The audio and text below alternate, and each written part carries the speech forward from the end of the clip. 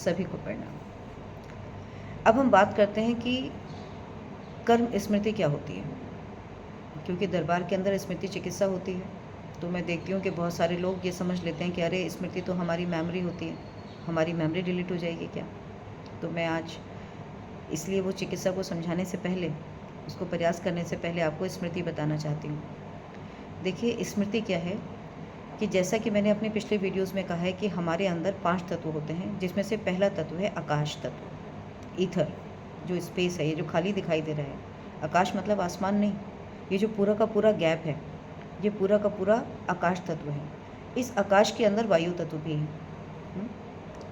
जल मतलब अग्नि तत्व भी है। तो आकाश, अग्नि, वायु, जल और पृथ्वी, ऐसे 5 तत्व हैं।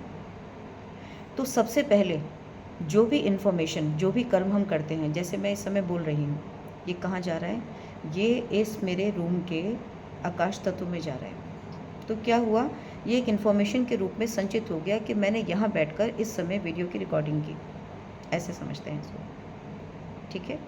और मैंने ये रिकॉर्डिंग की है, ये मुझे याद भी रहेगा। तो ये भी तो एक मैकेनिज़्म है ना कि जो कर्म मैं कर रही हूँ वो मुझे याद भी हो रहा है। कैसे याद हो रहा है, स्मृति के स्वरूप में, कि जो आकाश तत्व में मैं क्रिया कर रही हूँ उसका ठीक क्रिया मेरे अंदर भी रजिस्टर हो रही है।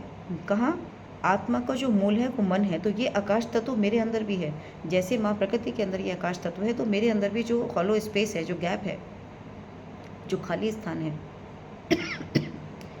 वो आकाश तत्व है। तो जो मैं कर रही हूँ, सेम एनर्जी फील्ड मेरे अंदर यहाँ रजिस्टर हो रही है। और क्योंकि ये मेरे पूरे ऊर्जा चक्रों के साथ जुड़ी हुई है, तो मेरे जो शरीर का ईथर एलिमेंट है उसके अंदर ये इन्फॉर्मेशन जा रही है। ये कैसे रजिस्टर होगी परमानेंटली, कि आकाश से मतलब किस में गई, मन में, मन से गई चित्त में, चित्त से बनी वृत्ति, और वृत्ति से बन गई स्मृति। तो ये आकाश से, मन से लेकर स्मृति तक की जो यात्रा है, वो कैसी यात्रा है कि अब वो स्मृति बन गई, मतलब परमानेंट बन गई है।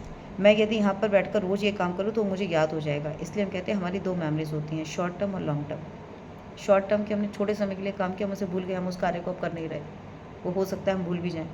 लेकिन लॉन्ग टर्म जिस कार्य को आपने बार बार किया, वो आपके अंदर अब संचित हो गया, प्रगाढ़ हो गया, है ना। तो कर्म की स्मृति क्या है कि जब तक मेरा ईश्वर से, जब मेरा पहला सर्जन हुआ, कि मतलब परमात्मा ने जब मुझे एक अंश के रूप में इस धरती पर या इस पूरे अपनी इस दुनिया में कहीं भी भेजा, पहला जन्म लेके, मैं उस स्थान पर गई। उस स्थान पे जो कुछ भी कार्य हो रहा था, अब जैसे हम इसको ऐसे समझते हैं कि जैसे मैंने कहा कि धरती के ऊपर तप लोग हैं। तप लोग में कहा जाता है कि वहाँ ऋषि मुनि सारे ऐसे रहते हैं जो सिर्फ तप लोग इसलिए क्योंकि वहाँ सब बैठ के तप ही करते हैं, ध्यान साधना ही करते हैं, क्योंकि उनकी एक लंबी यात्रा चल रही है प्रभु को पाने की, ऊपर जाने की यात्रा। उन्हें धरती से कोई मोह नहीं है, तो यात्रा चल रही है ना। तो सालों साल बैठकर वो तप और साधना ही कर रहे हैं। तो मान लीजिए कि यदि मैंने भी यदि पहला अंश लेकर तप और साधना की होगी, और उस तप साधना से मेरे से कुछ ऐसे बुरे कर्म भी हो गए, तो मेरा क्या है कि जैसे कहते हैं गिरते चले जा रहे हैं हम, तो नीचे के लोगों की तरफ जो यात्रा है वो गिरती हुई यात्रा है। जितना आप संचित कर्म आपके अंदर बुरे होते चले जाएंगे, जिसे हम पाप कर्म कहते हैं, उतना हम नीचे लुढ़कते चले जाएंगे। अब हम ऐसा समझते हैं कि जब हम तप लोक में, तो हम ध्यान साधना कर रहे थे। मान लीजिए मैंने यदि कोई कर्म करके मैं पाताल लोक में चली गई। पाताल लोक में कौन रहते हैं, दैत्य, दानव, असुर। तो जिन्हें हम नाम दे रहे हैं दैत्य, दानव, असुर, वो क्या हैं, वो भी ईश्वर का ही अंश है। लेकिन जो काम वो करते चले गए, उन्होंने काम में कैसा कर्म किया, बुरा कर्म किया। अच्छा कर्म और बुरा कर्म क्या है, जैसे अच्छा कर्म क्या है, आपके अंदर लाइट एनर्जी को संचित करता है, आपको हल्का बनाता है, आपको सबके लिए देने वाला बनाता है। आप कभी बहुत ध्यान से देखें, जब हम कहते हैं कि ईश्वर के गुण, प्यार, करुणा, दया, सहनशीलता, शांति, ये सबके सबको कभी आप बहुत ध्यान से देखें, तो ये सब क्या है, बहुत हाई एनर्जी स्टेट है। जैसे एक व्यक्ति के अंदर कभी आप देखें, तो एक व्यक्ति है जो सिर्फ अपने बारे में सोचता है, उसे सिर्फ अपने से मतलब है कि मैं ठीक से सब कुछ रह रहा हूँ या नहीं रह रहा हूँ। एक व्यक्ति है जो अपने परिवार के बारे में सोचता है, वो अपने से ज़्यादा अपने परिवार का ध्यान रखता है।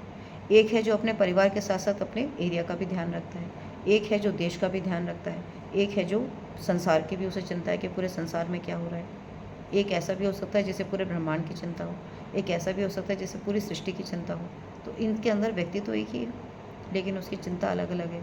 तो क्या डिफरेंस है, एनर्जी ग्रेडियंट। वो जैसा है, जैसी एनर्जी यहाँ संचित है उसके अंदर, वैसे ही उसके भाव हैं, वैसी ही उसकी आकांक्षाएँ हैं। तो जो व्यक्ति सिर्फ अपने बारे में सोच रहा है, वो ये बताता है कि वो लोअर एनर्जी स्टेट के अंदर एग्जिस्ट करता है, जिससे सिर्फ अपने से मतलब है। मतलब कहते हैं ना कि energy is the capacity to do the work, कि जो कार्य करने की जो करेंसी है वो सिर्फ ऊर्जा है। तो उसके अंदर इतनी ही ऊर्जा है कि वो सिर्फ अपना ही ध्यान रख सकता है, इसलिए उसे सिर्फ अपने से मतलब है। आप उसे कुछ भी समझा लो वो बदल नहीं पाएगा। वो बदलेगा कब? जब यहाँ से उसकी ये माइंड क्लींस होती चली जाएगी, जो गंदी ऊर्जा संचित है वो जितनी हटती चली जाएगी वो भी हल्का होता चला जाएगा, आपको भी हल्का करता चला जाएगा। तो ये जितने भी भगवान के गुण हैं ये सब हाई एनर्जी स्टेट हैं, बाकी सब लोअर एनर्जी स्टेट में है। तो मान लीजिए कि कोई एक व्यक्ति अब पाताल लोक में उसने अपना कोई बुरा कर्म किया और उसको मिला पाताल रहने के लिए, या आपकी यदि योनि प्रेत में गए, जैसे हमारे गरुड़ पुराण में लिखा है कि मृत्यु के बाद इंसान को प्रेत योनि मिलती है, इसलिए वहाँ पर प्रेत कहकर संबोधित किया जाता है। 1 साल तक किस किस देश में वो जाता है वो सब कुछ लिखा हुआ है, उठा के पढ़ लीजिए। तो जब प्रेत योनि में बने तो प्रेत की योनि है, उसकी जो एस्ट्रल बॉडी है ना, आकाश अग्नि और वायु की जो बॉडी है वो अलग है। जब हम भूत कह रहे हैं एक अलग है, जब हम पिचाश कह रहे हैं तो आकाश अग्नि वायु है, लेकिन उसकी जो बॉडी है वो कंपोजिशन अलग है, इसलिए उसको पिचाश कह दिया। जब हम कह रहे हैं कि रक्त काली या शमशान काली या ये जो टर्म्स हमारे सामने आती हैं वो भी क्या है, वो भी एक एनर्जी की पॉकेट ही है, लेकिन जैसी एनर्जी की पॉकेट है उसके मुताबिक ही उसकी योनि है और उसका नाम है। जब हम यही चीज़ें हाई एनर्जी स्टेट में करते हैं तो हम उन्हें अलग अलग देवता कह देते हैं, उन्हें हम फरिश्ता कह देते हैं, उन्हें हम ब्रह्म ऋषि कह देते हैं, उन्हें हम महर्षि कह देते हैं, है ना। तो है तो चेतना ही, लेकिन चेतना के साथ जो गुण जुड़े हैं उस गुणों के कारण उसकी जो एनर्जी यहाँ पर संचित हो गई, उसी के कारण ये पूरे एनर्जी ग्रेडियंट के अंदर क्या हो रही है, गतिमान हो रही है, गतिमान हो रही है। तो जैसा कर्म हमने किया, कर्म की स्मृति क्या कि यदि अब आप पाताल लोक में रहे थे तो वहाँ पर आपके जो सारे संगी साथी थे वो वैसे ही थे जो आपके जैसे ही कर्म करने वाले थे, तो आप भी कितना अच्छा कर पाओगे। यदि आपने अच्छा कर्म किया होता तो आप कभी पाताल लोक में जाते नहीं। अब आप भी यदि पाताल लोक में गए हो, जैसे किसी को जुआ खेलने में बहुत मज़ा आ रहा है, आपको पता लगे पाताल लोक में सब लोग जुआ खेलते हैं, आप भी वहाँ जाकर के क्या करोगे, बहुत जुआ ही खेलोगे, ठीक है। लेकिन इस पूरी यात्रा के अंदर वहाँ पे रहते भी आपने कुछ अच्छे कर्म कर लिए और फिर आपको कहीं ना कहीं अनंत सालों के बाद आपको भी पाताल लोक से धरती पे आने का मानव जीवन में आने का मौका मिल गया। लेकिन क्योंकि आपके अंदर कहीं ना कहीं जुआ खेलने की टेंडेंसी बहुत ज़्यादा पहले जन्मों से चली आ रही थी, तो आप इस धरती पे आकर आज भी वो जुआ ही खेलोगे। ये है कर्मों की गति का राज जो हमें समझना चाहिए, है ना। क्यों खेल रहा है वो व्यक्ति जुआ? क्योंकि उसके अंदर जुआ खेलने की स्मृतियाँ विराजमान हैं, शराब पीने की स्मृतियाँ विराजमान हैं। दरबार में जब गुरुदेव के सामने कोई व्यक्ति खड़ा होता है वो उसकी शराब छुड़वा देते हैं, सिगरेट छुड़वा देते हैं। क्यों छुड़वा देते हैं? क्योंकि वो उस स्मृति को पढ़ लेते हैं जो उसके पिछले जन्मों से चली आ रही है। वो उस स्मृति क्या है कि आकाशिक रिकॉर्ड है ये।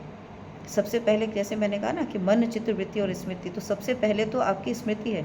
तो दरबार में जो पूरी मैं कहूँ ना कि रियल क्वांटम साइंस यदि कहीं हो रही है तो वो सिर्फ करौली शंकर महादेव आश्रम में हो रही है, जहाँ आपका आकाशिक रिकॉर्ड जो है अनंत जन्मों से संचित, उसी की चिकित्सा हो रही है।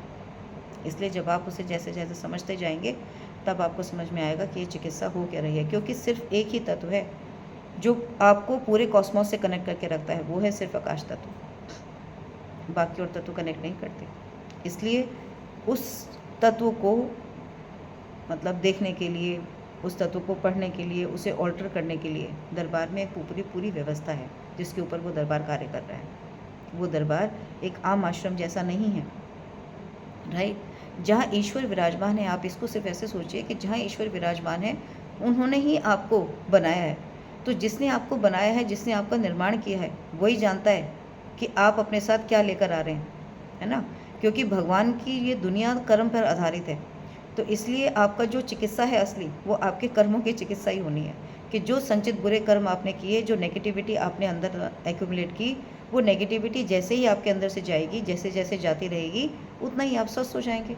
तो एक्यूमुलेशन ऑफ नेगेटिव एनर्जी आज आपकी प्रॉब्लम का कारण है। जैसे तब तक वो संचित नेगेटिव एनर्जी नहीं जाएगी, जो दुनिया में कोई डॉक्टर या रिसर्चर निकाल नहीं सकता, वो आइडेंटिफाई कर नहीं सकता, तब तक आप स्वस्थ हो नहीं सकते। इसलिए पितृ मुक्ति ज़रूरी है, क्योंकि पितृ आपके साथ वो सोल्स हैं जिनके साथ आप भी लंबे समय तक टाई अप रहे कर्म बंधनों में, और वो भी आपके साथ टाई अप रहे।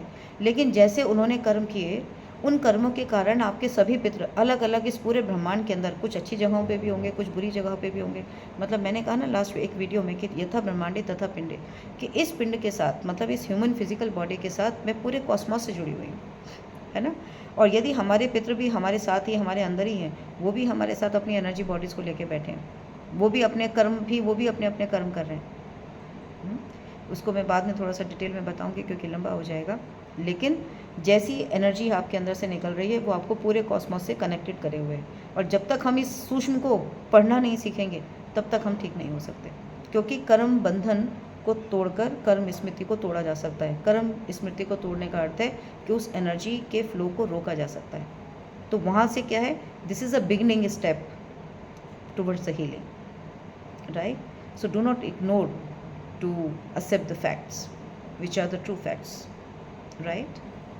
Pranam.